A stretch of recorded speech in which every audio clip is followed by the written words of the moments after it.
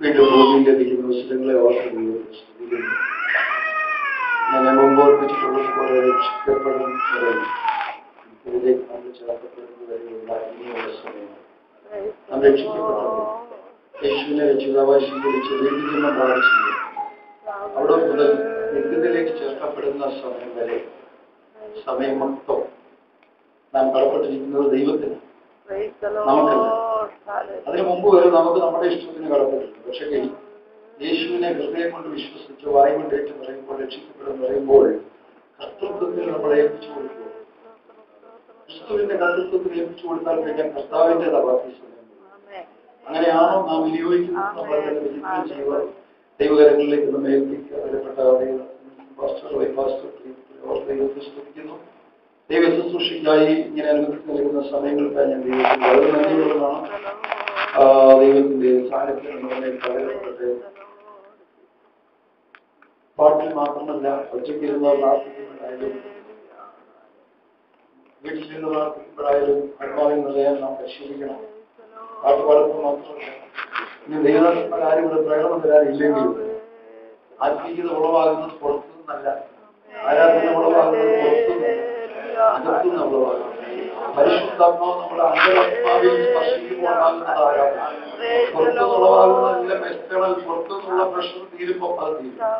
അകത്തുനിന്ന് ഉളവാകുന്നത് തുടർന്നുകൊണ്ടേയിരിക്കും. ജീവിതത്തിന്റെ എല്ലാ മേഖലകളിലും അത് ജീവനായി വ്യാപിച്ചുകൊണ്ടിരിക്കും.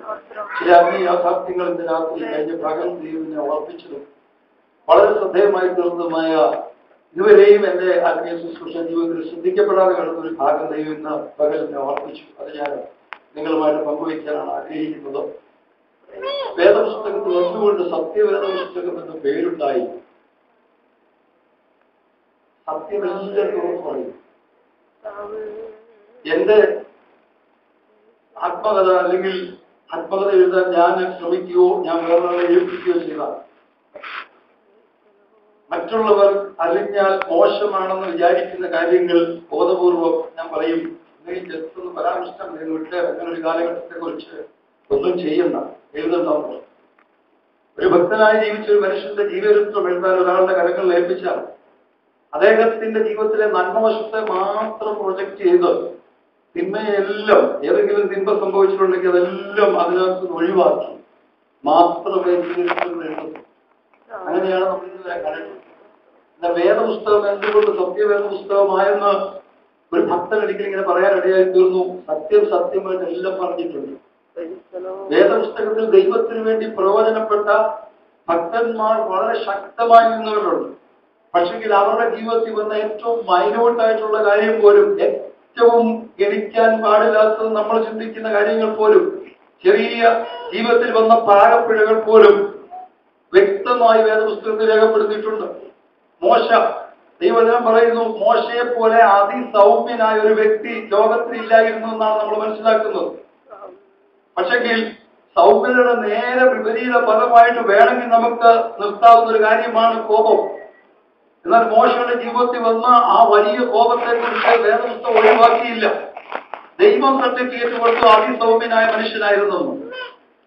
എന്നാൽ അതിസൗമ്യനായ മനുഷ്യനെ കുറിച്ച് എഴുതി വരുമ്പോൾ ഒരു പ്രാവശ്യം ഉണ്ടായ അല്ലെങ്കിൽ 2 പ്രാവശ്യം ഉണ്ടായ ഇത്രയും ദൈർഘ്യമേറിയ 120 വർഷത്തെ ജീവിതത്തിനകത്ത് 2 പ്രാവശ്യം ഉണ്ടായ ഒരു കോപമോ അല്ലെങ്കിൽ ദൈവത്തോട്, മനുഷ്യനോട് ദൈവത്തോടുള്ള ബന്ധത്തിലല്ല, സ്വന്തമായി തെറ്റുകൊണ്ടുമല്ല, ജീവിതത്തിൽ ദൈവം നിർബന്ധിച്ചേൽപ്പിച്ചൊരു ഉത്തരവാദിത്വത്തിന്റെ പിന്നിൽ വെല്ലുവിളിക്ക് മുമ്പിൽ നിന്നപ്പോൾ കോപിച്ചത് തെറ്റാണോ? പക്ഷെങ്കിൽ അത് വേദപുസ്തകം മറച്ചു വെച്ചില്ല. അത് അതുപോലെ തന്നെ വേദപുസ്തകത്തിനകത്ത് എഴുതി ചേർത്തു. ഇനി ദാവീദിന്റെ ജീവിതം നമുക്കറിയാം. ദാവീദിനെ കുറിച്ച് പറയുന്ന ദൈവത്തിന്റെ ഹൃദയപ്രകാരമുള്ള മനുഷ്യൻ. ദൈവം ദാവീദിൽ ഒത്തിരി ആനന്ദം കണ്ടെത്തി. ഇത്രയും താഴ്മയുള്ളൊരു മനുഷ്യനുണ്ടോ എന്ന് ചിന്തിച്ചു പോകും. ഏറ്റവും ഉയർന്ന തലത്തിലേക്ക് ഉയർത്തപ്പെട്ടപ്പോഴും അവൻ പറയുന്നത്, ഞാനും എന്റെ ഗ്രഹവും ഇത്രത്തോളം വരുവാൻ എന്തുള്ളൂ എന്ന് പറഞ്ഞ് ദൈവത്തെ ഉയർത്താനും ദൈവസ്ഥയിൽ താഴാനും എത്രയും ഒരു വ്യക്തിക്ക് താഴാൻ കഴിയുമോ അത്രയും താഴ്ന്ന വ്യക്തിയായിരുന്നു ദാവീദ്. എന്നാൽ വേദപുസ്തകം നോക്കൂ പ്രിയരെ, ദാവീദിന്റെ ജീവിതത്തിൽ വന്ന ഒരു പ്രധാന നമുക്കറിയാൻ വിശദീകരിക്കുന്നില്ല. ഒട്ടും മതയില്ലാതെ അത് വ്യക്തമായ വേദപുസ്തകത്തിനകത്ത് എഴുതി വെച്ചിരിക്കുന്നു. ഇനി പാസ്റ്റർ അത് പഴയ നിയമത്തിലെ കഥകളല്ലേ പാസ്റ്റർ പറഞ്ഞു വരുന്നത്? പുതിയ നിയമത്തിലെ ഒരു ഉദാഹരണം കൂടെ പറഞ്ഞിട്ട് എന്റെ ചിന്താഭാഗത്തേക്ക് വരാം. നിങ്ങൾക്ക് ചിന്തയ്ക്ക് വേണ്ടി പ്രത്യേകിച്ച് ഞായറാഴ്ച വൈകിട്ട് വളരെ ആവേശത്തോടും ആവലോടും കടന്നു വരുന്നവർക്ക് തുടർന്ന് ചിന്തിക്കാനും ദൈവത്തിനെ കൂടുതൽ ആശ്രയിക്കാനുമുള്ള ചിന്തകളാണ് അല്പസമയം ലഭിക്കുമ്പോൾ പങ്കുവെക്കുവാൻ ആഗ്രഹിക്കുന്നത്. ഒന്ന് ചിന്തിച്ചു നോക്കിയേ. ഒരു മനുഷ്യൻ കർത്താവിന്റെ അടുക്ക് വന്ന് ചോദിക്കുക, 1 or 2 പേരെ ആകെപ്പാടെ 3.5 വർഷത്തെ ശുശ്രൂഷ കാലയളവിൽ കർത്താവിന്റെ അടുക്ക് വന്ന് എന്തൊരു സാധനമായിട്ട് കർത്താവ് ഭൂമിയിലേക്ക് വന്നു, അത് ഡയറക്റ്റ് ചോദിച്ചുകൊണ്ട് 1 or 2 പേരെ കർത്താവിന്റെ അടുക്ക് വന്നുള്ളൂ. ബാക്കി വന്നവരെല്ലാം വന്നത് രോഗസൗഖ്യത്തിനും മറ്റ് വിഷയങ്ങളുടെ തലമുറകളുടെ വിടുതലിനും പലവിധമായ പ്രശ്നങ്ങളുടെ പരിഹാരത്തിനും വേണ്ടി അപ്പം തിന്നാനും ഒക്കെ ആയിട്ട് ആൾക്കാർ വന്നപ്പോൾ 1 or 2 പേര് 4 സുവിശേഷങ്ങളോട് ചേർത്ത് പഠിച്ചാൽ കർത്താവിന്റെ അടുക്ക് വന്ന് ചോദിക്കുന്നു, ഗുരു നിത്യജീവനെ പ്രാപിക്കാൻ എന്ത് ചെയ്യണം? കർത്താവ് ഭൂമിയിലേക്ക് കൊണ്ടുവന്ന ഏറ്റവും വലിയ സാധനം എന്താണെന്ന് ചോദിച്ചാൽ നിത്യജീവന. അല്ലെങ്കിൽ ഏറ്റവും ദൈവം നമുക്ക് വേണ്ടി ഒരുക്കി ഏറ്റവും വലിയ നന്മ എന്ന് വെച്ചാൽ നിത്യജീവന. കാരണം നിത്യമരണത്തിന് വിധിക്കപ്പെട്ട് നമ്മളെ നിത്യജീവനിലേക്ക് കൊണ്ടുപോകുന്നുള്ള സ്വർഗത്തിന്റെ പദ്ധതിയാണ് കർത്താവ് 33 വയസ്സുകൊണ്ട് ഇവിടെ ഇംപ്ലിമെന്റ് ചെയ്തത്. അത് ചോദിച്ചുകൊണ്ട് ഈ 3.5 വർഷത്തെ മൊത്തം ശുശ്രൂഷ കാലയളവിൽ 1 or 2 പേരെ വന്നുള്ളൂ. അതിലൊരുത്തനോട് ചോദിച്ചു, നിനക്ക് ന്യായപ്രമാണം അറിയാമോ? അവൻ പറഞ്ഞു, എന്റെ ബാല്യം മുതലേ, ചെറുപ്പം മുതലേ ഞാൻ ഇതെല്ലാം എന്ത് ചെയ്യുന്നു. ഈ കർത്താവ് അടുത്ത് പറയുന്നതോ, നിനക്ക് ഒരു കുറവ്. കർത്താവേ, മോശമല്ലേ ഇത്രയും നീ വന്നിട്ട് നിന്റെ വരവിന്റെ ഉദ്ദേശം തിരിച്ചറിഞ്ഞു വന്ന ആ ചെറുപ്പക്കാരനെ നിരാശനാക്കി വിടുന്ന നിന്റെ സ്വഭാവം ശരിയാണോ കർത്താവേ? നില മനുഷ്യനോട് നിനക്കൊരു കുറവുള്ളൂ. അതെന്തുമായിക്കോട്ടെ, അതിനകത്തോട് നമ്മൾ പോകേണ്ട, അതിന്റെ വിശദീകരണത്തിലേക്ക് പോകാൻ ആഗ്രഹിക്കുന്നില്ല. എന്നാൽ ആ ഒരു കുറവ് അപ്പോസ്തലന്മാരുടെ ജീവിതത്തിൽ പത്രോസിനെ കുറിച്ചും ഒക്കെ നമ്മൾ പഠിക്കുമ്പോൾ ഒരു ജീവിതത്തിലെ വിഷയങ്ങളുടെ മുമ്പിലും കർത്താവ് അവനെ നോക്കിയോ അവനോട് സംസാരിച്ചോ അവനെ വെളിപ്പെടുത്തി ഓരോ കാര്യങ്ങളിൽ രൂപാന്തരത്തിന് വേണ്ടിയുള്ള അവസരങ്ങൾ ദൈവം നൽകിക്കൊണ്ടേയിരുന്നു. അപ്പോസ്തലന്മാരുടെ ജീവിതത്തിലെല്ലാം അങ്ങനെ നമുക്ക് കർത്താവിനോട് കൂടെ നടന്ന അനുഭവങ്ങളിലൊക്കെ അല്ലെങ്കിൽ കർത്താവിനെ അറിഞ്ഞ് ദൈവഹിതപ്രകാരം മുന്നോട്ട് പോകുന്ന സമയങ്ങളിലൊക്കെ നമുക്കത് കാണാൻ കഴിയും. എന്നാൽ ഇന്ന് രാത്രി ഞാൻ വേറൊരു വ്യക്തിയെ നിങ്ങളുമായി പങ്കുവയ്ക്കാൻ ആഗ്രഹിക്കും. നമുക്കറിയാം, നമുക്ക് സമാനതയുള്ളൊരു മനുഷ്യൻ എന്ന് പറഞ്ഞ് വേദപുസ്തകം പരിചയപ്പെടുത്തി തരുന്ന, പുതിയ നിയമം പരിചയപ്പെടുത്തി തരുന്ന പഴയ നിയമ വ്യക്തിയാണ്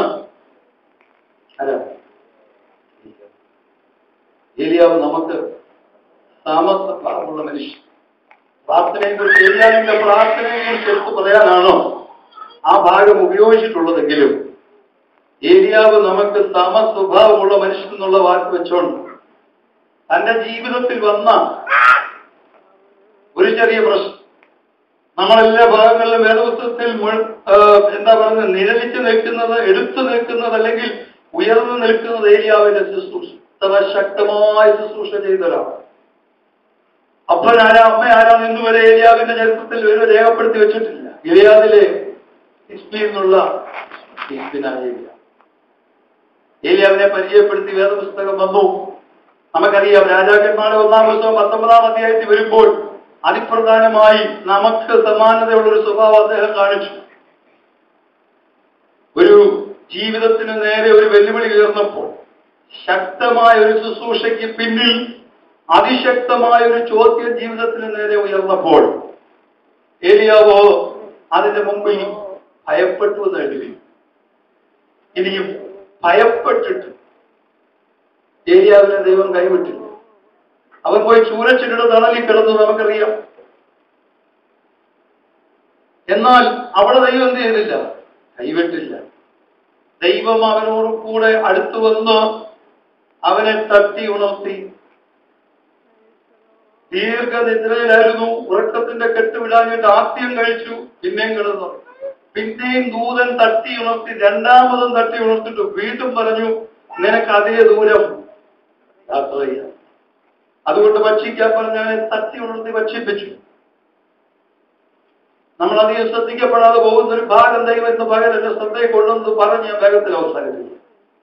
ദൈവം സ്വർഗീയ ഭോജ്യം ദൂതന്റെ കൈ കൊടുത്തുവിട്ട് നമുക്കറിയാം, ഭക്തന്മാരായ ദൈവദാസന്മാരും ഇവിടെ ഇരിക്കുന്ന ദേവദാസന്മാരും മറ്റു ദേവദാസന്മാരും ഒരുപോലെ പ്രസംഗിക്കാനുള്ള ഭാഗം പടിപടിയായിട്ട് ഏലിയാവിന് ദൈവം നന്മ കൊടുത്ത് ഏലിയാവിനെ ഉയർത്തിക്കൊണ്ടുവന്നു. കാക്കയെ കൊണ്ട് പോഷിപ്പിച്ചു, സരഫാത്തിലെ വിധവയുടെ വീട്ടിൽ പോഷിപ്പിച്ചു. ഇപ്പോൾ ചൂരച്ചിരുന്ന തണലിൽ ദൈവം പറഞ്ഞൊരു സ്ഥലത്തല്ല കിടക്കുന്നത്. ഭയപ്പെട്ടു പോയവൻ ഓടിപ്പോയി ബേർശേബ മരുഭൂമിയിൽ ഒരു ചൂരച്ചിരുന്ന തണലിൽ കിടക്കുകയാണ്. അവിടെ ദൈവം ദൂതനെ അയച്ച് എന്ന് പറഞ്ഞാൽ എന്നെ അവിടെ ചിന്തിപ്പിച്ചൊരു കാര്യം, ദൈവിക പ്രോഗ്രാമിനകത്തില്ലാത്ത ഒരു വഴിയിലൂടെ അവൻ പോയി സ്വന്തം ഹൃദയത്തിന്റെ ഭയവും ഇസ്രായേലിന്റെ വാക്കുകൾക്ക് പിന്നിലുള്ളതായ വേദനയും നിമിത്തം അവൻ ഒറ്റപ്പെട്ട് കഴിയുന്ന ഇടമാണെങ്കിലും ദൈവിക പ്രോഗ്രാമിന് പുറത്താണ് അവൻ കിടക്കുന്നെങ്കിലും അവിടെ തേടി ചെല്ലുന്ന ദൈവസാന്നിധ്യത്തെ ഇന്ന് രാത്രി ഓർക്കണം. അവിടെ തേടി ചെന്നത് മാത്രമല്ല, സ്വർഗീയമായി എവിടുന്നാന്ന് എനിക്കറിയത്തില്ല, ഭൂമിയിലെയാണോ സ്വർഗത്തിലെയാണോ അറിയത്തില്ല. പക്ഷെങ്കിൽ കൂടുതൽ ചിന്തിക്കാൻ എന്നെ പ്രേരിപ്പിക്കുന്നത് സ്വർഗത്തിൽ നിന്നുള്ള വെള്ളവും അടയുമായിരുന്നു ചിന്തിക്കാൻ പ്രേരിപ്പിക്കുന്നത്. കാരണം ആ അടയുടെയും ആ വെള്ളത്തിന്റെയും ബലത്തിൽ ബേർശേബ മരുഭൂമി എന്ന് പറയുമ്പോൾ താഴ്ന്ന പ്രദേശമാണ്. അവിടെ നിന്ന് ഹോരേബോളം, ദൈവത്തിന്റെ പർവ്വതമായ ഹോരേബോളം അവൻ നടന്ന് ക്ഷീണിച്ചു പോകാതെ നടന്ന് ദൈവത്തോട് സംവാദിക്കത്തക്കവണ്ണം, ദൈവത്തോട് ആശയവിനിമയം നടത്തത്തക്കവണ്ണം അവൻ സഞ്ചരിച്ച് ദൈവത്തിന്റെ പർവ്വതമായ ഹോരേബോളം ചെന്നു. അങ്ങനെയാണെങ്കിൽ അത്രയും ദൂരം അത്രയും ദിവസങ്ങൾ അവൻ നടക്കണമെങ്കിൽ സാധാരണ ഭക്ഷണമല്ല അവൻ കഴിച്ചത്. അവൻ കഴിച്ചത് തീർച്ചയായിട്ടും സ്വർഗീയ ഭക്ഷണമാണ്. ഒരിക്കലും സ്വർഗീയ ഭക്ഷണമായില്ലെങ്കിൽ അതിന്റെ പിന്നിൽ ദൈവത്തിന്റെ ദൂതൻ എന്ന് പറഞ്ഞ് പഴയ നിയമത്തിൽ ഒറ്റയ്ക്ക് വേദപണ്ഡിതന്മാർ പറയുന്ന ഭാഗമുണ്ട്. ദൈവത്തിന്റെ ദൂതൻ എന്ന് മാത്രം ഒറ്റയ്ക്ക് പറഞ്ഞിട്ടുള്ള സാഹചര്യങ്ങളിലൊക്കെ നിന്നിട്ടുള്ളത് കേവലം ദൈവത്തിന്റെ സൃഷ്ടിയായ ഒരു ദൂതനല്ല, വീണ്ടെടുപ്പിന് വേണ്ടി വെളിപ്പെടാൻ പോകുന്ന മശിഹായുടെ പ്രതിരൂപമാണ്. പല സന്ദർഭങ്ങളിലും ഭക്തന്മാർക്ക് വേണ്ടി ഇറങ്ങി വന്നിട്ടുള്ളതെന്ന് പറയുന്ന ആത്മീയ പാഠം ഞാൻ വായിച്ചിട്ടുണ്ട്. അതുകൊണ്ട് ഇന്ന് രാത്രി ഞാൻ പറയട്ടെ, ഒരു പക്ഷെങ്കിൽ കർത്താവിന്റെ കരം കൊണ്ട് നൽകിയത് കൊണ്ടായിരിക്കാം അതിനത്രയും നിലവാരമുണ്ടായിരുന്നത് ഞാൻ ചിന്തിക്കുന്നു. പക്ഷെങ്കിൽ നിലവാരമുള്ള ഭക്ഷണം തന്ന്, നിലവാരമുള്ള ദൈവിക ഇടപെടൽ തന്ന്, ആഴത്തിലുള്ള ദൈവിക സാമീപ്യം തന്ന്, തകർന്നുപോയ സ്ഥാനത്ത് നിന്ന് നമ്മെ എഴുന്നേൽപ്പിച്ചു നിർത്തുന്നവ ഇതുവരെ ചെയ്യാത്തതും ഇതുവരെ ഏറ്റെടുത്തിട്ടില്ലാത്തതുമായ ഒരു കൃപ ഏറ്റെടുത്ത് മുൻപോട്ട് പോകാനാണെന്നുള്ളത് നാം ഒരിക്കലും മറന്നു പോകാതിരിക്കേണ്ടതിന് ഏലിയാവിന്റെ ജീവിതത്തിന്റെ അടുത്ത വർഷം നമ്മൾ പഠിക്കണം. അത് പറയാനാണ് ഞാൻ അടുത്ത ചില മിനിറ്റുകൾ എടുക്കുന്നത്. നമുക്ക് വായിക്കാം. രാജാക്കന്മാരുടെ 1-ാം പുസ്തകം 19-ാം അധ്യായം. ഈ സംഭവം നടക്കുന്ന അതേ അധ്യായം തന്നെ, അതിന്റെ 15-16 വാക്യം. യോവാബിനോട് അരുളി ചെയ്തത് എന്തെന്നാൽ, ദമ്മേശേക്കിന്റെ മരുഭൂമി വഴിയായി മടങ്ങിപ്പോകാം. പ്രത്യേകം ശ്രദ്ധിച്ചോണം, നീ എത്തുമ്പോൾ ദമ്മേശേക്കിന്റെ മരുഭൂമി അല്ലെങ്കിൽ ദമ്മേശേക്കിലേക്ക് പോകുന്ന മരുഭൂമി വഴി എന്ന് പറഞ്ഞാൽ വന്ന വഴിയല്ല. ഞാൻ നിന്നെ ഒരു പുതിയ ദൗത്യം തന്ന് വിടുകയാണ്. നീ തകർന്നവനാണ്, തിരിച്ചുപോയി ഇസ്രായേലിന്റെ മുമ്പിൽ നിൽക്കാനുള്ള ഒരു ബലം തന്ന് ഞാൻ തിരിച്ചു വിടുവല്ല. വേറൊരു പ്രത്യേക ശുശ്രൂഷയ്ക്ക് വേണ്ടി ഞാൻ നിന്നെ അയക്കാൻ പോവുകയാണ്. വേറൊരു ജീവിത വഴിയിലേക്ക് ഞാൻ നിന്നെ തിരിച്ചു വിടുകയാണ്. ഓക്കെ, ആദ്യം നീ എന്ത് ചെയ്യണം? ഹത്തായേലിനെ അരാമിനെ രാജാവായിട്ട് അഭിഷേകം ചെയ്യണം. നിംശിയുടെ മകനായ യേഹൂവിനെ ഇസ്രായേലിന് രാജാവായിട്ട് അഭിഷേകം ചെയ്യണം. അടുത്തത് മെഹോലയിൽ നിന്നുള്ള സാഫാത്തിന്റെ മകനായ എലീശയെ നിനക്ക് പകരമായിട്ട് പ്രവാചകനായിട്ട് അഭിഷേകം ചെയ്യുകയും വേണം. Price the Lord. മനസ്സിലായല്ലോ? ഏലിയാവിനോടുള്ള ദൈവിക ദൂത് വ്യക്തമാണ്. ഇനിയും ആ ദൂത് നിവർത്തിക്കാനുള്ള ദൈവികമായ ശക്തി നേരിട്ട് ദൈവം ഏലിയാവിന്റെ മേൽ പകർന്നു കൊടുത്തു. ഭാഗം ഇന്ന് തിരിച്ചും മറിച്ചും രാജാക്കന്മാരുടെ പുസ്തകവും ദിനവൃത്താന്ത പുസ്തകവും മുഴുവൻ ദൈവം നിർത്തി വായിപ്പിച്ചു. Price the Lord. ഞാനിത് പകൽ വായിച്ചപ്പോൾ ഒരു കാര്യം മനസ്സിലായി. ഈ ദൈവം ആ ഓർഡറിൽ തന്നെയാ പറഞ്ഞത്. അരാം രാജാവായിട്ട് ഹത്തായേലിനെയും, അപ്പൊ ഇപ്പോൾ അവിടെ രാജാവായിരിക്കുന്നത് ബെൻഹദദ്. സമയം ചുരുക്കം പെട്ടെന്ന് പറഞ്ഞു പോവാം. അപ്പൊ ബെൻഹദദിന് പകരം ആരെ അഭിഷേകം ചെയ്യണം? ഹത്തായേലിനെ അഭിഷേകം ചെയ്യണം. ഇപ്പോൾ ഇസ്രായേലിൽ രാജാവായിരിക്കുന്നവൻ ആരാന്നറിയാമോ? ആഹാബ്. ആഹാബ് ദൈവഹിതത്തിൽ നിന്ന് അന്യപ്പെട്ട് തന്റെ ഭാര്യ ഇസബേലിന്റെ വാക്കിന് മുമ്പിൽ ഇതുപോലെ ദൈവത്തെ നിന്ദിച്ചൊരു മനുഷ്യനില്ലെന്ന് വേദപുസ്തകത്തിൽ എടുത്തെഴുതി വെക്കത്തക്കവണ്ണം ദൈവഹിതത്തിൽ നിന്ന് ജനത്തെ മാറ്റിക്കൊണ്ടു പോകുന്നവനായി ആഹാബ് വാണിരിക്കുമ്പോൾ ഏലിയാവിനോട് ദൈവം പറയുക, ആഹാബിന് പകരം അവന്റെ പടനായകന്മാരുടെ കൂട്ടത്തിലുള്ള യേഹൂ എന്ന് പറയുന്ന ഒരുത്തനുണ്ട്. അവന്റെ വല്യപ്പന്റെ പേരെ പറഞ്ഞേക്കുന്ന നിംസിയുടെ മകൻ യഹോശാഫാത്ത്. നമ്മൾ പറയുന്ന യഹൂദയിലെ രാജാവായ യഹോശാഫാത്ത് അല്ല, നിംസിയുടെ മകനായ യഹോശാഫാത്തിന്റെ മകനായ യേഹൂ. വല്യപ്പന്റെ പേര് എന്താ എടുത്തു പറയുന്നതിനെ കുറിച്ച് ചരിത്രം പഠിക്കാൻ എനിക്ക് സമയം കിട്ടിയില്ല. ഡയറക്റ്റ് പറയുകയാണ്, നിംസിയുടെ മകനായ യേഹൂ. യേഹൂവിനെ ആരായിട്ട് അഭിഷേകം ചെയ്യണം? ഇസ്രായേലിന്റെ രാജാവായിട്ട് അഭിഷേകം. അടുത്തത് മൂന്നാമത്തെ കാര്യമാണ് പറയുന്നത്, നിനക്ക് പകരം ഇവിടെ ഇസ്രായേലിൽ പ്രവാചകനായിട്ട് ആരെ അഭിഷേകം ചെയ്യണം? എലീശയെ അഭിഷേകം ചെയ്യണം. ദൈവം എന്തെങ്കിലും ഒരു ഓർഡർ പറഞ്ഞാൽ അതിനകത്തും ചില നന്മകൾ മറഞ്ഞിരിപ്പുണ്ട്. ആ നന്മകൾ നമ്മൾ തിരിച്ചറിഞ്ഞോ ഇല്ലയോ എന്നുള്ളത് വിഷയമല്ല. ദൈവം പറയുന്ന ഓർഡറിൽ കാര്യങ്ങൾ ചെയ്തില്ലെങ്കിൽ, ദൈവം പറയുന്ന ക്രമത്തിൽ കാര്യങ്ങൾ ചെയ്തില്ലെങ്കിൽ അതിന്റെ പിന്നിൽ വരുന്ന വിപത്ത് വളരെയാണെന്ന് ഈ കഴിഞ്ഞ പകൽ ദൈവാത്മാവ് എന്നെ ഓർപ്പിച്ചു. ഇന്ന് രാത്രി ഞാൻ ദൈവസഭയോട് ദൈവജനത്തോട് ഓർപ്പിക്കുകയാണ്. ഭൗതിക വിഷയമാകട്ടെ, ആത്മീയ വിഷയമാകട്ടെ, കുടുംബ വിഷയമാകട്ടെ, ജോലിയുടെ വിഷയമാകട്ടെ, സ്വർഗത്തിലെ ദൈവം നമുക്ക് കാണിച്ചു തരുന്ന ഒരു ഓർഡറുണ്ട്. ആ മാതൃക പ്രകാരം കാര്യങ്ങൾ ചെയ്തെങ്കിൽ മാത്രമേ നമ്മുടെ വിഷയങ്ങൾ തമ്മിൽ ദൈവമഹത്വം വെളിപ്പെടുകയുള്ളൂ. മോശം എന്ത് ചെയ്തു? പർവ്വതത്തിൽ കാണിച്ച മാതൃക പ്രകാരം ചെയ്തു. തെളിവെന്ന് പുറപ്പാട് പുസ്തകം അവസാന ഭാഗങ്ങളിലേക്ക് വരുമ്പോൾ ഒന്നിനു പുറകെ ഒന്നായി 8, 9, 10 പ്രാവശ്യം പറഞ്ഞിരിക്കുന്നു. ദൈവം പർവ്വതത്തിൽ കാണിച്ച മാതൃക പ്രകാരം ദൈവം കൽപ്പിച്ചതുപോലെ തന്നെ ആവർത്തിച്ചെഴുതാനെന്താ ദൈവത്തിന് ഓർമ്മക്കുറവാണോ? അല്ല, മറിച്ച് ദൈവം കൽപ്പിച്ചതുപോലെ തന്നെ ചെയ്തു തീർക്കുന്ന ദൈവിക വഴിയിൽ മാത്രമേ ദൈവത്തിന്റെ മഹത്വം ഇറങ്ങി വെളിപ്പെടുകയുള്ളൂ എന്ന് വേദപുസ്തകം വളരെ ഗൗരവമായി ഓർപ്പിക്കുന്നുണ്ട്. എന്നിട്ട് എഴുതിയിരിക്കുന്നു, അങ്ങനെ ദൈവം കൽപ്പിച്ചതുപോലെ മോശ തന്റെ പ്രവൃത്തി സമാപിച്ചപ്പോൾ യഹോവയുടെ തേജസ് സമാപന കൂടാരത്തിനകത്ത്. ഇവിടുത്തെ പ്രശ്നം, നിങ്ങൾ പിന്നെ പോയി ഈ രാജാക്കന്മാരുടെ ഈ 19-ാം അധ്യായം മുതൽ അങ്ങോട്ടുള്ള ഭാഗങ്ങൾ വായിച്ച് രാജാക്കന്മാരുടെ 2-ാം പുസ്തകം 8, 9 അധ്യായങ്ങളിൽ വരെ ഞാനൊന്ന് സൂചന തന്നു വിടാം. പോയി വായിക്കണം. ദൈവത്തിന് ഈ ഓർഡർ പറഞ്ഞ് ദൈവത്തിന് ഉദ്ദേശമുണ്ട്. അതിന് താഴെ അടുത്ത വാക്യം ഒന്ന് വായിക്കാമോ? ഹസായേലിന്റെ വാളിന് തെറ്റിപ്പോകുന്നവനെ യേഹൂ കൊല്ലും. യേഹൂവിന്റെ വാളിൽ തെറ്റിപ്പോകുന്നവനെ പ്രസിഡന്റ് ദയാഹർജി വരെയുള്ള പോക്ക. കാരണം ഇവിടെ അരാം രാജാവായി ഹസായേലിനെ ദൈവം കണ്ടു, ഇസ്രായേലിന്റെ രാജാവായി യേഹൂവിനെ കണ്ടു, പിന്നെ എലിയാവിന് പകരമായിട്ട് എലീശയെ കണ്ടു. ആദ്യം വിഷയം ഹസായേലിന്റെ അടുക്കച്ചെല്ലും, അരാം രാജാവിന്റെ അടുക്കച്ചെല്ലും, സിറിയ രാജാവിന്റെ അടുക്കച്ചെല്ലും. അവിടുന്ന് ആരെങ്കിലും ദൈവഹിതത്തിനകത്ത് കൊല്ലപ്പെടേണ്ട അല്ലെങ്കിൽ നശിപ്പിക്കപ്പെടേണ്ട ഏതെങ്കിലും ശത്രുശക്തി ഉണ്ടെങ്കിൽ അത് അവിടുന്ന് രക്ഷപ്പെട്ടു പോയതാണെങ്കിൽ, അല്ലെങ്കിൽ അവന്റെ വാളിന്റെ പരിധിക്കകത്ത് നിന്നില്ലെങ്കിൽ അവനെ ആര് കൊല്ലും? യേഹൂ കൊല്ലും.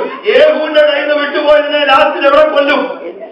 എലീശ കൊല്ലും. ദൈവകൃപ ആത്മീയ ഹല്ലേലൂയ കാഴ്ചപ്പാടിൽ ഇത്രയും വെളിപ്പാടിനകത്തിരുന്ന ഒരു ദൈവഭക്തൻ വേറെ ഉണ്ടോ എന്ന് എനിക്കറിയത്തില്ല. അടുത്ത മുറിയിൽ ഇരിക്കുമ്പോൾ പുറത്ത് നടക്കുന്നത്, അടുത്ത രാജ്യത്ത് നടക്കുന്നത്, അടുത്ത ദേശങ്ങളിൽ നടക്കുന്നത് കണ്ടുകൊണ്ട് ആത്മാവിൽ വിളിച്ചു പറയാൻ പഴയ നിയമത്തിൽ പരിശുദ്ധാത്മാവ് അന്നം പോയി നിന്നെന്ന് പറയുന്ന കാലത്ത് അങ്ങനെയുള്ള അഭിഷക്തന്മാരുണ്ടായിരുന്നെങ്കിൽ ഈ തലമുറയിൽ പ്രാർത്ഥിക്കുന്ന, ഉപവസിക്കുന്ന ദൈവത്തിലായിരിക്കുന്ന ദൈവമക്കളെ ഞാൻ നിങ്ങളെ വെല്ലുവിളിക്കുകയാ.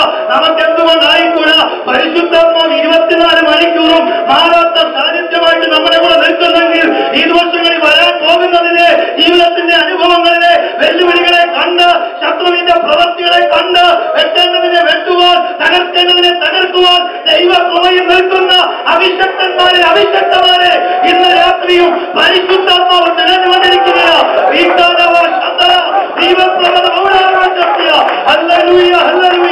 ദൈവകൃപ ദോഷങ്ങൾ ഏറ്റെടുക്കണം, വിവേചനം പ്രാപിക്കണം, വിശ്വാസം വർദ്ധിക്കണം, ദൈവകൃപയുടെ ആഴങ്ങളിലേക്ക് ഇറങ്ങണം, ദൈവത്തെ കയറി പിടിച്ച് ആത്മാവിന്റെ വെളിപ്പാട് പ്രാപിക്കുവാൻ നാം ഈ ദിവസങ്ങളിൽ തയ്യാറാകണം. അതുകൊണ്ട് പൊത്തുവരുത്തമായ അനുഭവങ്ങൾക്ക് അപ്പുറം പോകാൻ നമ്മൾ ആഗ്രഹിക്കണം. ഞാൻ ഏലിയാവിന്റെ കാര്യം പറഞ്ഞ് അവസാനിപ്പിക്കാം. ഏലിയാവ് ദൈവം പറഞ്ഞ ഓർഡർ എന്റെ വിചാരം അളവില്ലെങ്കിലും വെള്ളം കുടിച്ചു. ആ ഇസബേലിന്റെ വാക്കിന്റെ പിന്നിൽ ആ തളർന്നു പോയ ഏലിയാവ് ദൈവം പറഞ്ഞ വഴിയൊന്നും ശ്രദ്ധിച്ചില്ല. ദമേശക്കിന്റെ വഴിയായിട്ട് പോയില്ല, ദൂരം കൂടുതലാ, പക്ഷെ പോയില്ല. സിറിയ മറ്റൊരു രാജ്യത്തേക്ക് പോകണം. അവിടെ ചെന്ന് ഹസായേലിനെ അഭിഷേകം ചെയ്യണം, പോയില്ല. നേരെ പോയി മൂന്നാമത് പറഞ്ഞ ആളെ അന്വേഷിച്ചു. ആരെയാണ്? എലീശയെ അന്വേഷിച്ചു, കണ്ടുപിടിച്ചു. ഏറ്റവും അടുത്ത് കിട്ടാൻ, ഏറ്റവും റിസ്ക് പറഞ്ഞ് കിട്ടാനുള്ള വഴി ഏതാന്ന് വെച്ചാൽ അവിടേക്ക് എലിയാവും. സ്തോത്രം. അതുകൊണ്ട് എന്ത് സംഭവിച്ചു? പ്രധാനപ്പെട്ട 3 ചിന്തകൾ ഞാൻ ഓടിച്ചത് പറഞ്ഞു. അടുത്ത 3 അധ്യായങ്ങൾ രാജാക്കന്മാരുടെ പുസ്തകം നിങ്ങൾ പോയി ചിന്തിക്കണം. നമുക്ക് അങ്ങോട്ടും ഇങ്ങോട്ടും ആശയം വരുമ്പോൾ നടത്തണമെന്ന് എന്റെ ആഗ്രഹം. വിവാഹത്തിൽ നേരത്തെ ഓർപ്പിച്ച കാര്യം ഞാൻ പറഞ്ഞു. വചന പഠനമായിട്ട് നമുക്ക് വചനം ഏതായാലും മലയാളത്തിൽ ദൈവം നന്ദി. അതിനു വേണ്ടി കൂടുതലാണ് മലയാളത്തിൽ ബൈബിള് കിട്ടിയോ. 10,000 ഒക്കെ ഭാഷകൾ ലോകത്തിലുണ്ടെന്ന് അതിന്റെ ഏറ്റവും ചെറിയ ബുദ്ധിയിലുള്ളത്. എന്നിട്ട് അതിനകത്ത് 200 ഭാഷകളിലെ ബൈബിളാണ് പാടെ കിട്ടിയിട്ടുള്ളൂ. അതൊന്നും നമ്മുടെ ഭാഷ ഫുൾ ബൈബിൾ. ഇപ്പോഴും ബൈബിൾ ഭാഷാന്തരം ചെയ്തുകൊണ്ടിരിക്കുക ഇന്ത്യയിലും പല രാജ്യങ്ങളും, ലോക രാജ്യങ്ങളിലും. അവർക്ക് ഒരു വാക്യമെങ്കിലും യോഹന്നാൻ 3:16 അവരുടെ ലാംഗ്വേജിൽ അവരൊന്ന് വായിച്ചിട്ട് മരിക്കണമെന്ന് വെച്ചു ഭക്തന്മാര് കഷ്ടപ്പെട്ട് ഭാഷാന്തരം നടത്തിക്കൊണ്ടിരിക്കുക. ഇന്ന് രാത്രിയിൽ ഇതിൽ നന്ദിയുള്ളവരായിരിക്കണം. ഇത് വായിച്ചാൽ പോരാ, വായിച്ചത് ധ്യാനമായിട്ട് മാറണം.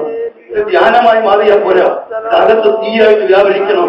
ഈ തീയായിട്ട് വ്യാപരിക്കുമ്പോൾ ഇത് നാവെടുത്ത് സംസാരിപ്പാൻ നമ്മെ പ്രാപ്തരാക്കണം.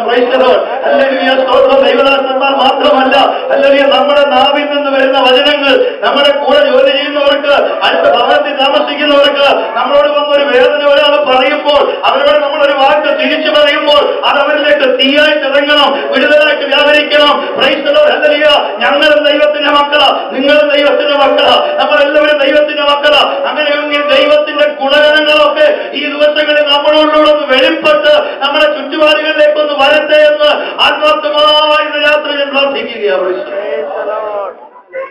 എലിയ ഈ ഓണമൊന്നും ശ്രദ്ധിച്ചില്ല.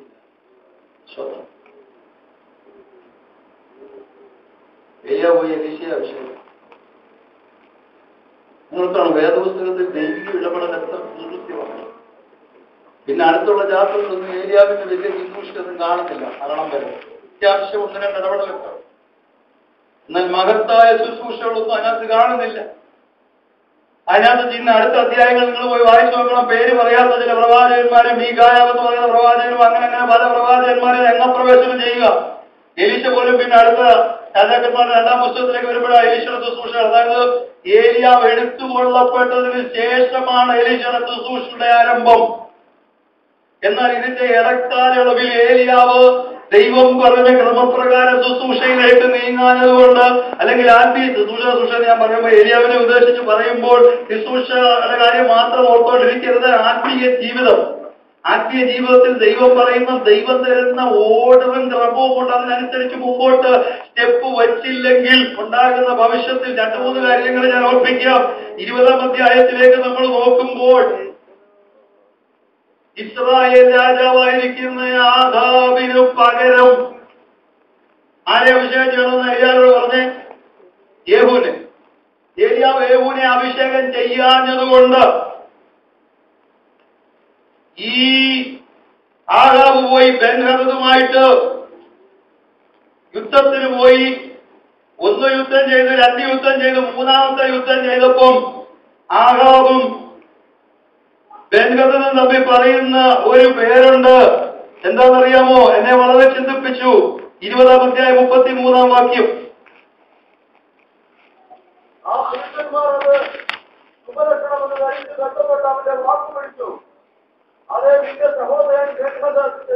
ആരോട് പറയാന്നറിയാം? ആഹാബിനോട് പറയാം. യുദ്ധം ചെയ്തിട്ട് ഇസ്രായേലിന് വലിയ കാര്യശേഷി ഒന്നും ഇല്ലെങ്കിലും ദൈവം അവർക്ക് വിജയം കൊടുത്തു. ആഹാബിന്റെ നേതൃത്വത്തിൽ യുദ്ധത്തിന് പോയവർ അരാം സൈന്യത്തെ തോൽപ്പിച്ചു ഒരു പരുവമായി കഴിഞ്ഞപ്പോൾ ഇനി യുദ്ധം ചെയ്യാനുള്ള ശേഷി ഇല്ലെന്ന് കണ്ടു കഴിഞ്ഞപ്പോൾ ബെൻഹദദിന്റെ ചില സേവകന്മാരെല്ലാം കൂടെ തലയിലൊരു ഇതൊക്കെ കെട്ടി അവര് വന്നു. അവരോട് എന്തിനാണെന്നറിയാമോ? ആഹാബിന്റെ അടുക്ക വന്നു, ദയവ് ചെയ്ത് ഞങ്ങളെ രക്ഷിക്കണം, ഞങ്ങളെ ഇനി ആക്രമിക്കാൻ യുദ്ധത്തിന് എന്ത് ചെയ്യരുത്, വരരുത്. ഇതാര് പറഞ്ഞെന്നറിയാമോ? നിന്റെ സഹോദരനായ ബെൻഹദദ് പറഞ്ഞു എന്ന് പറഞ്ഞപ്പോൾ തിരിച്ച് ആഹാബ് പറയും, അയ്യോ അതെന്റെ സഹോദരൻ തന്നെയാണ്. ഇനി അത് മാത്രമല്ല, ബെൻഹദദിനെ ദൈവം കൊണ്ട് ആഹാബിന്റെ കയ്യിൽ കൊടുത്തു. പക്ഷെ ആഹാബ് ബെൻഹദദിനെ കൊന്നില്ല. അവിടെ എഴുതിയിരിക്കുന്നു, അവനുമായിട്ട് 34 വാക്യത്തിന്റെ അവസാനം ഇങ്ങനെ കാണുന്നു, അതിന് ആഹാബ് ഈ ഉടമ്പടിയിന്മേൽ ഞാൻ നിന്നെ വിട്ടയക്കാമെന്ന് പറഞ്ഞ് അങ്ങനെ അവനോട് ഉടമ്പടി ചെയ്തു. അവനെ വിട്ടയച്ചു. ആരെ വിട്ടയച്ചു? അരാം രാജാവായിരിക്കുന്ന ബെൻഹദദിനെ വിട്ടയച്ചു. പക്ഷെങ്കിൽ ഞാൻ ആത്മാവിൽ ഇങ്ങനെ വചനം വായിച്ചപ്പോൾ എന്റെ ഹൃദയത്തിലേക്ക് വന്ന ചിന്ത ഞാൻ പറയാം. ഇവിടെ ദൈവം ഉദ്ദേശിച്ചത് ഏലിയാവ് ഡയറക്റ്റ് പോയി അവിടെ ഹസ്തായേലിനെയും ബെൻഹദദിന് പകരം അവിടെ എവിടെ അരാമിൽ അല്ലെങ്കിൽ സിറിയയിൽ ഹസ്തായേലിനെയും അതിനുശേഷം വന്നിട്ട് ആഹാബിന് പകരം യേഹൂവിനെയും അഭിഷേകം ചെയ്യാൻ ദൈവം കൊച്ചു കൊടുത്ത ആ ഓർഡർ ശ്രദ്ധിക്കാനതുകൊണ്ട് ബെൻഹദദ് വന്നു. ആദ്യം യുദ്ധം നടന്നു. പിന്നെ അവനെ തകർത്ത് കളയേണ്ടതിന് പകരം അവനെ ജീവനോടെ പിന്നെ ശേഷിപ്പിച്ചു. ഇതിന്റെ ആത്മീയ അർത്ഥം എന്താ പാസ്റ്ററെ? നമ്മുടെ ആത്മീയ ജീവിതം ഒരു പോരാത്ത ഭൂമിയില്ല. ചിലതിനെ നമ്മൾ ശേഷിപ്പിക്കാതെ, ചിലതിനെ നമ്മൾ നശിപ്പിക്കേണ്ടതായിട്ടുള്ള ചില സ്വഭാവങ്ങൾ, നമ്മുടെ ചില ചിന്തകൾ, നമ്മുടെ ആത്മീയ ജീവിതത്തിന്റെ പുരോഗതിയെ തടയുന്ന ചിലതിനെ അല്ലെങ്കിൽ വ്യക്തി മാറ്റാൻ ദൈവം നമ്മെ കാഴ്ച തരുമ്പോൾ അതുമായി സൗഹൃദം നിലനിർത്തി പോട്ടെ, വലിയ പ്രശ്നമൊന്നും ഇല്ലല്ലോ എന്ന് വിചാരിച്ച് ജീവിത ഭാഗങ്ങളിൽ അവശേഷിക്കുന്ന ചിലത് നാളുകളിൽ നമ്മളെ അവന്റെ നെഞ്ചിനും കൈക്കുമിടയിൽ സ്തോത്രം കൂരം പെയ്ത് ആ പടം മുറുകി വരും. പിന്നെ ഞാൻ വായിച്ചപ്പോൾ ഞാൻ അമ്പാനിച്ചു പോയി. ദൈവത്തിന്റെ ഇടപെടൽ എത്ര കൃത്യമാണെന്ന്. ആ ഒരു ഇടത്തിൽ നിന്നു മരിക്കേണ്ടി വന്നു. അടുത്ത യുദ്ധം വന്നപ്പോൾ ആ ഒരു ഇടത്തിൽ സ്തോത്രം രാവിലെ മുതൽ വൈകിട്ട് വരെ യുദ്ധം നടക്കുമ്പോൾ സൈന്യത്തിന് അടയാളമായിട്ട് രാജാവ് യുദ്ധത്തിനകത്ത് വെട്ടാൻ ഇറങ്ങിയില്ലെങ്കിലും തന്റെ ജലത്തിൽ നിവരെ നിന്നെങ്കിൽ മാത്രമേ യുദ്ധത്തിന് മുന്നോട്ട് വിജയമുള്ളൂ എന്നുള്ള ആ പഴയകാലത്തെ അല്ലെങ്കിൽ വ്യവസ്ഥയ്ക്കനുസരിച്ച് നെഞ്ചത്തൂടെ സ്തോത്രം ആ കൂരം ഇറങ്ങിയ രാജാവ് ആ അല്ലെങ്കിൽ രഥത്തിനകത്ത് അന്ന് സന്ധ്യ വരെ പട തീരുന്നത് വരെ പട മുറിയത് കൊണ്ട് തിരിച്ചു കൊണ്ടുപോകാൻ ആളില്ലാത്തത് കൊണ്ട് അവിടെ വരെ നിൽക്കേണ്ടി വന്നു. അതാവേ ഞാനിന്ന് രാത്രി ചോദിക്കട്ടെ, ഇങ്ങനെ മരിക്കാനാണോ നിന്റെ ജീവിതത്തെ? ഇസ്രായേലിന്റെ പേര് കേട്ട ദൈവത്തിന്റെ മഹത്വം ഇറങ്ങിയ ഒരു ജനതയ്ക്ക് വേണ്ടി നിന്നെ വേർതിരിച്ചതും നിന്നെ അഭിഷേകം ചെയ്തതും ഇതിനു വേണ്ടിയാണോ എന്ന് ഇന്ന് രാത്രി ദൈവാത്മാവ് ചോദിക്കുന്ന ചോദ്യം. ഓർത്തു വഹിക്കേ. ബെൻഹദദിനെ വെട്ടേണ്ട സമയത്ത് വെട്ടേണ്ടവനെ അഭിഷേകം ചെയ്തായിരുന്നെങ്കിൽ ആ സമയത്ത് വെട്ട് നടന്നേനെ, അവൻ പോയേനെ, അവന് വേറെ ഹത്തായിൽ വന്നേനെ. ഹത്തായിൽ വന്നായിരുന്നെങ്കിൽ ദൈവജന സ്വസ്ഥത അനുഭവിച്ചേനെ, പിന്നെയും യുദ്ധത്തിന് പോകേണ്ടി വരത്തില്ലായിരുന്നു. എത്രയോ സന്ദർഭങ്ങളിൽ ജീവിതാനുഭവങ്ങളുടെ നടുവിൽ പലതിലേക്കും കോംപ്രമൈസിന് പോയതുകൊണ്ട് ഇന്ന് രാത്രി അവശേഷിക്കുന്ന ചില ബെൻഹദദിനെ ഈ രാത്രി മുഴങ്കാലിൽ വെട്ടാൻ ദൈവമക്കളെ നമ്മൾ തയ്യാറായാൽ പരിശുദ്ധാത്മാവ് നമുക്ക് തുണ നിൽക്കും. ദൈവത്തിന്റെ അത്ഭുതം നമ്മുടെ ഭവനത്തിൽ നടക്കും, നമ്മുടെ ജീവിതത്തിൽ നടക്കും, നമ്മുടെ ജീവിത മേഖലകളിൽ നടക്കുമെന്ന് ഈ രാത്രി ഞാൻ ആത്മാവിൽ വിളിച്ചു പറയാം. വേഗത്തിൽ മുന്നോട്ട് പോകട്ടെ. ഇനി അടുത്തത് ഏലിയാവ് 19-ാം അധ്യായത്തിൽ, നിങ്ങളുടെ ഓർമ്മയ്ക്ക് വേണ്ടി ഞാൻ പറയുക, 19-ാം അധ്യായത്തിൽ ഏലിയാവ് ഈ ആഹാബിനു പകരം യേഹൂവിനെ അഭിഷേകം ചെയ്തായിരുന്നെങ്കിൽ നീതിമാനായ നാബോത്തിന്റെ മരണം 21-ാം അധ്യായത്തിൽ നടക്കത്തില്ലായിരുന്നു. രാത്രി പോയി വായിച്ചു നോക്കണം. ആഹാബ് നാബോത്തിനെ കൊല്ലുന്നത് 21-ാം അധ്യായത്തിലാണ്. ആ 21-ാം അധ്യായം ആരംഭിക്കുന്നത് തന്നെ അതിനുശേഷം സംഭവിച്ചതെന്ന് പറഞ്ഞ ടൈറ്റില്ല. 21-ാം അധ്യായം ആരംഭിക്കുന്നത് 1 രാജാക്കന്മാർ. നാബോത്തിന്റെ മുന്തിരിത്തോട്ടം ക്ഷീരത്തോട്ടമാക്കി കളയാൻ ഒരു ദിവസം ചുമ്മാ കിടന്നപ്പോ ഉറക്കം വരുന്നില്ല. ആശാന്റെ മനസ്സിലൊരു ചിന്ത, ഹല്ലേലൂയ സ്തോത്രം, കൊട്ടാരത്തോട് അടുത്ത് കിടക്കുന്ന ആ തോട്ടം അവകാശമാക്കണമെന്ന്. എന്നാൽ ഇന്ന് രാത്രി ഞാൻ പറയട്ടെ, ഏലിയാവ് യേഹൂവിനെ അഭിഷേകം ചെയ്തായിരുന്നെങ്കിൽ ഈ രാത്രി ഞാൻ പറയുകയാണ്, അവൻ ചിലതിന്റെ മേൽ കരം വെച്ചായിരുന്നെങ്കിൽ ഈ അനർത്ഥം, ഈ നീതിമാന്റെ രക്തം ഇന്ന് ഭൂമിയിൽ നിലവിളിക്കുകയില്ലായിരുന്നുവെന്ന് ഞാൻ ഇന്ന് രാത്രി ഓർക്കുക. പ്രിയരെ, ഇതിനകത്തുള്ള ആത്മീയ ഭാരം എന്താ? ചിലതിനെ വെട്ടി നീക്കേണ്ടപ്പോൾ നീക്കണം. അമാലേക്കിനെ നിർമൂലമാക്കാത്തതുകൊണ്ട് ഇസ്രായേൽ ഇന്ന് അനുഭവിക്കുന്ന ഗതികേട് ദൈവമക്കളെ ചരിത്രം തുടരുന്നു. ചരിത്രം നമ്മുടെ മുമ്പിൽ സാക്ഷിയായി നിൽക്കുന്നു. വെട്ടേണ്ടതിനെ നിർമൂലമാക്കേണ്ടതിനെയും ദൈവീയ ആജ്ഞയനുസരിച്ച് നിർമൂലമാക്കാതെ വന്നാൽ പിന്നത്തേതിന് ഒരു കെണിയായി മാറുമെന്ന് ദൈവത്തിന്റെ വചനം വളരെ വ്യക്തമായി നമ്മെ ഓർക്കും. 21-ാം അധ്യായത്തിലേക്ക് വരുമ്പോൾ യഹൂദ രാജാവായിരിക്കുന്ന യെഹോശാഫാത്ത് കൂട്ടത്തിൽ കൊള്ളാവുന്ന ഒരുത്തനാണ്. അവനിക്ക് പോകുന്നു ആഹാബിന്റെ അടുത്ത്. ആഹാബിനെ നേരത്തെ മാറ്റി അടുത്ത ആളുകളെ അപ്പോയിന്റ് ചെയ്യേണ്ട. ഏലിയ ഒരു ചെറിയ ഒരു ചിന്ത മാറ്റിയതുകൊണ്ട് 22-ാം അധ്യായം അത് പറഞ്ഞാൽ നിർത്തി. 22-ാം അധ്യായത്തിൽ യഹോശാഫാത്ത്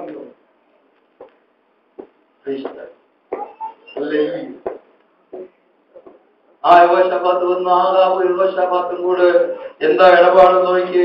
2 ദിനവൃത്താന്തം 19-ന്റെ 2 ദിനവൃത്താന്തം 19-ാം അധ്യായത്തിലേക്ക് ഒന്ന് വേഗത്തിൽ നമുക്ക് നിർത്താം. ദിനവൃത്താന്തം 2-ാം അധ്യായം 19-ാം അധ്യായത്തിന്റെ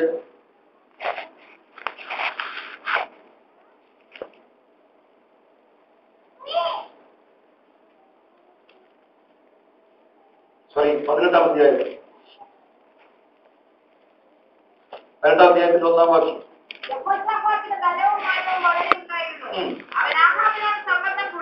ആഹാബിനോട് യഹൂദ ഇസ്രായേലിൽ 2 രാജ്യമായിട്ട് ഉൾക്കൊണ്ടിരിക്കുക. അല്പമെങ്കിലും ആത്മീയ വെളിച്ചോളം ഇപ്പൊ യഹൂദയിലേ ഉള്ളൂ. യഹൂദയിൽ നിന്ന് ആ യഹോശാഫാത്ത് എങ്ങോട്ട് വന്നു? ആഹാബിന്റെ അടുക്കിലേക്ക്. ആഹാബുമായിട്ട് സംബന്ധം. ആഹാബിന്റെ 1400 പ്രവാചകന്മാർ വന്ന് പറഞ്ഞു ഒരു യുദ്ധത്തിന് പോകുന്ന കാര്യത്തിന് വേണ്ടി 1400 പ്രവാചകന്മാരെ കൊണ്ട് ട്യൂൺ ചെയ്ത് കൊമ്പൊക്കെ പിടിച്ചോണ്ട് താകളൊക്കെ പിടിച്ചോണ്ട് ഇങ്ങോട്ട് വന്നിട്ട് പറഞ്ഞു നീ പോണം ജയിക്കുമെന്ന്. അപ്പൊ യഹോശാഫാത്തിനുള്ളിൽ ഒരു പേടി തോന്നിയിട്ട് ചോദിച്ചു എന്മാരല്ലാതെ ദൈവത്തിന്റെ പ്രവാചകന്മാരെല്ലാം ഉണ്ടോ ഇവിടെ? അപ്പോൾ മീഖായാവെന്ന് പറഞ്ഞ ഒരുത്തനെ കൊണ്ടുവന്നു. അവൻ വന്ന് പറഞ്ഞു പോകുന്ന വെള്ളം, പക്ഷെ പോകുന്നവർ എന്ത് ചെയ്യുന്നില്ല, തിരിച്ചു വരത്തില്ല. അവനെ പിടിച്ചടിച്ചു. മറ്റ് 400 പ്രവാചകന്മാരുടെ നേതാവ് മീഖായാവിനോട്ടൊരു ഒരു കീറ് കൊടുത്തു. വലിയ മലയാള അവനെ പിടിച്ച് ബന്ധനത്തിലാക്കി.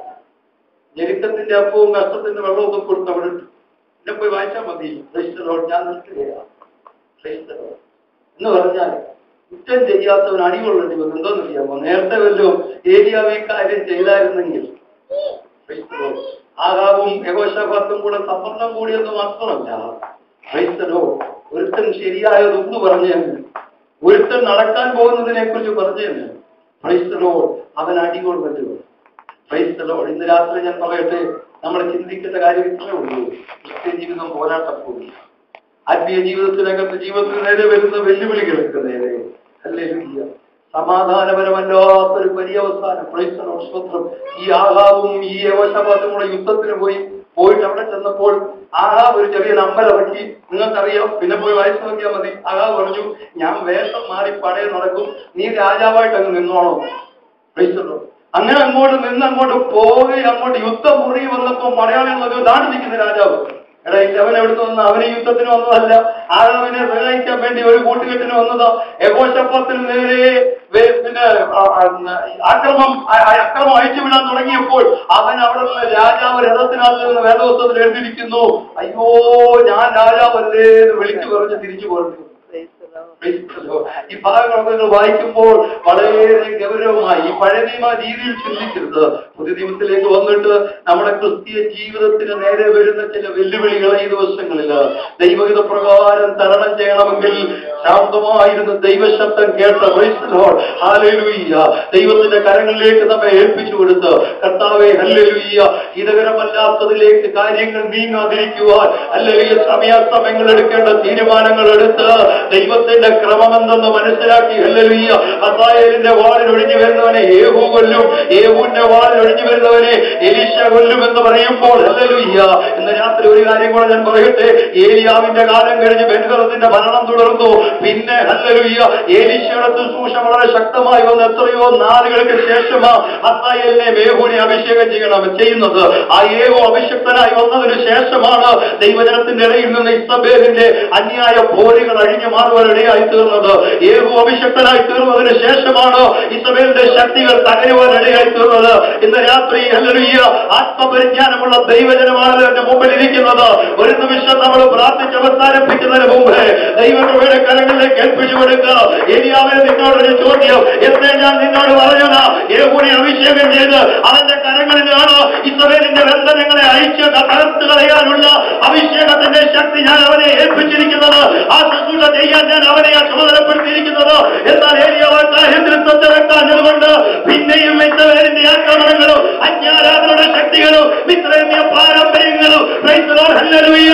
ഇസ്രായേലിന്റെ നടുവിൽ കൊടികുട്ടി വാണ് അതവരെ നശിപ്പിക്കുവാൻ ഇടയായിട്ടുള്ളതിന്റെ പിന്നിൽ അഭിഷേകം ചെയ്യപ്പെട്ട യേഹൂമാരി ദിവസങ്ങൾ എഴുന്നേറ്റ് ആത്മാവിന്റെ പ്രവർത്തിക്കായി നിലകൊള്ളുമ്പോൾ ഇന്ന് രാത്രി ഞാൻ പറയട്ടെ, കുടുംബത്തിനകത്ത് വാഴ്ച നടത്തുന്ന, രക്തങ്ങൾക്കകത്ത് വാഴ്ച നടത്തുന്ന, ദേശത്ത് പോരുകൾ വ്യാപരിപ്പിക്കുന്ന അന്യാരാധനയുടെ ശക്തികൾ ഈ ദിവസങ്ങളിൽ തകർന്നു മാറി ജീവിതത്തിന് നേരെ, ജീവിത മണ്ഡലങ്ങൾക്ക് നേരെ, ഭൗതിക ജീവിതത്തിന് നേരെ ശത്രു ഓങ്ങി വെച്ചിരിക്കുന്ന അവന്റെ പ്രവൃത്തികൾ ഈ ദിവസങ്ങൾ അഴിഞ്ഞു മാറണമെങ്കിൽ അഭിഷേകത്തിന്റെ യേഹൂമാർ നമ്മുടെ വ്യക്തിപരമായ ജീവിതത്തിൽ ഈ ദിവസങ്ങളിൽ വെളിപ്പെട്ടു വരട്ടെ.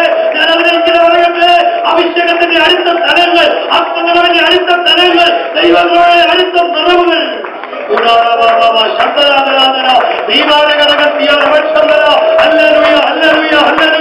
നാടുകളായി ഭരണം നടത്തുന്ന ഇസ്രായേലിന്റെ ശക്തികളെ ഈ ദിവസങ്ങളിൽ ഇല്ലായ്മ ചെയ്യുവാൻ ദൈവത്തിന്റെ ആജ്ഞാവൃത്തികളായി ഈ തലമുറയിൽ നിൽക്കാൻ ദൈവത്തിന്റെ വൈദ്യരെ എന്നെ ഇതിന്റെ ദൈവം വിളിച്ചിട്ടുണ്ടെങ്കിൽ ഹല്ലേലൂയ, മൗനമായിരുന്നാൽ പറ്റില്ല, ശാന്തമായിരുന്നാൽ പറ്റില്ല. അഭിഷേകത്തിന്റെ ഒരു പകർച്ച, അഭിഷേകത്തിന്റെ ഒരു കൈമാറ്റം, അഭിഷേകത്തിന്റെ ഒരു നിറവ് ഈ ദിവസങ്ങളിൽ അടുത്ത തലമുറയിലേക്ക് കൈമാറ്റം ചെയ്യാൻ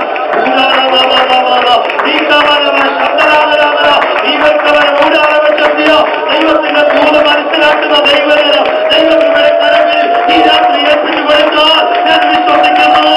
ഇന്ന് രാത്രി ദൈവത്തിന്റെ പ്രവൃത്തികൾ നാളുകളായി നമ്മെ അടിമപ്പെടുത്തി വെച്ചിരിക്കുന്ന യോഗ്യമുള്ള ബന്ധത്തിൽ നിന്ന് ദൈവത്തിന്റെ പ്രവൃത്തികളെ നമ്മുടെ ജീവിതത്തിൽ നിന്ന് അകറ്റി നിർത്തിയിരിക്കുന്ന ചില അന്യായ ശക്തികളെ ഇന്ന് രാത്രി ദൈവം ഉടയ്ക്കാൻ